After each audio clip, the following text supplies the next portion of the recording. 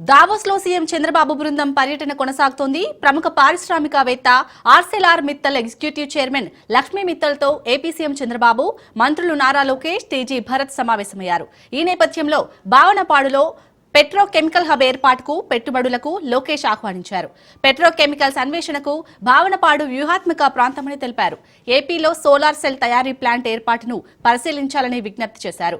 ప్రణాళికాబద్దమైన 83.8 ఎంపీటీఏ సామర్థ్యం గల పోర్ట్, విశాఖలో Indian institute of petroleum and energy ఉండటం, స్థిరమైన మౌలిక సదుపాయాలు, బలమైన ప్రభుత్వ మద్దతు పెట్రోకెమికల్ రంగంలో పెట్టుబడులకు అనుకూలతలుగా ఉంటాయని లోకేష్ వివరించారు.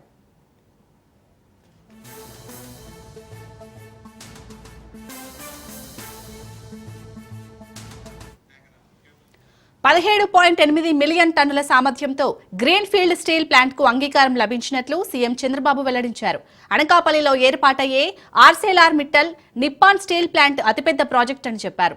ఇటీవల అతిపెద్ద గ్రీన్ ఫీల్డ్ ప్రాజెక్టులో ఒకటిగా నిలుస్తుందన్న సీఎం చంద్రబాబు, లక్ష్మీ మిత్తల్, సీఈఓ ఆదిత్య మిత్తల్ తో సమావేశమైనట్లు తెలిపారు.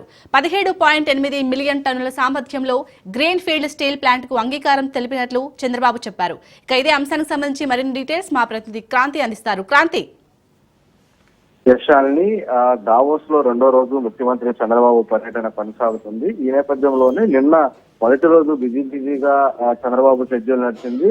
దాదాపు సీఈఓలతో పాటు కొంతమంది పారిశ్రామికవేత్తలు, ముఖ్య నేతలతో అందరితో కూడా సమావేశం నిర్వహించారు. దానిలో భాగంగా ఈ రోజు రెండో రోజు పర్యటన దావోస్ లో కొనసాగుతుంది.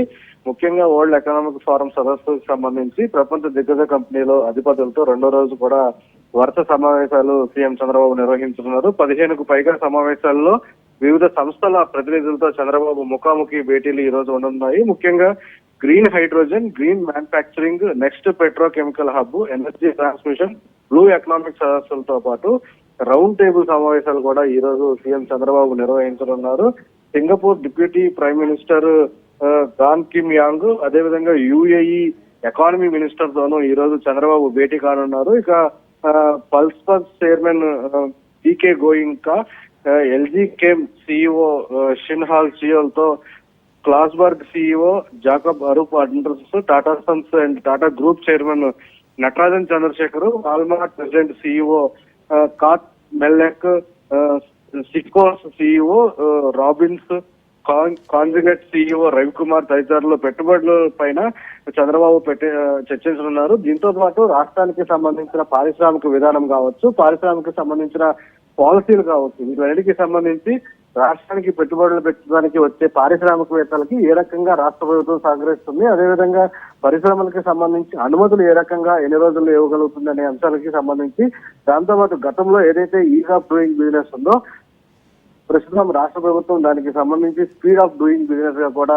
కొత్త పాలసీని ప్రవేశపెట్టడం జరిగింది. కాబట్టి ఈ స్పీడ్ ఆఫ్ డూయింగ్ బిజినెస్ లో రాష్ట్ర ప్రభుత్వం ఏ రకంగా ముందుకెళ్లబోతుంది, ఈ పాలసీలన్నిటికీ సంబంధించి కూడా ఈ రోజు వివరణ ఇచ్చే అవకాశం ఉంది. అటు రాష్ట్ర ప్రభుత్వ పాలసీలు, పెట్టుబడులు ఉన్న అవకాశాలకు సంబంధించి కూడా ఈ పారిశ్రామికవేత్తలతో ముఖ్యమంత్రి చంద్రబాబు వివరించే అవకాశం అయితే ఉంది. విశాలం, అలాగే క్రాంతి, మరి ఈ సమావేశంలో చంద్రబాబుతో పాటు ఎవరెవరు పాల్గొంటున్నారు ప్రధానంగా?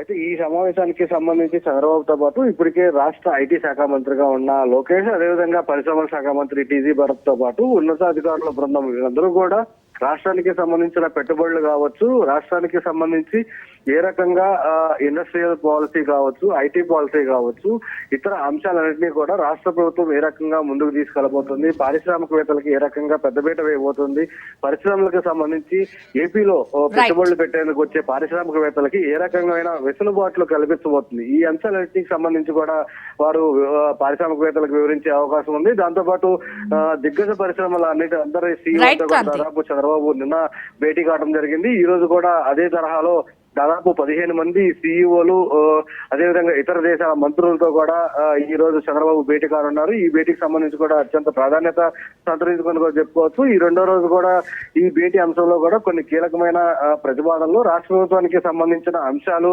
రాష్ట్ర ప్రభుత్వ పాలసీ అన్ని కూడా విధి విధానాలు అన్ని సంబంధించి కూడా సీఎం చంద్రబాబు స్వయంగా వాళ్ళకి వివరించే అవకాశం అయితే ఉంది. చాలా రైట్.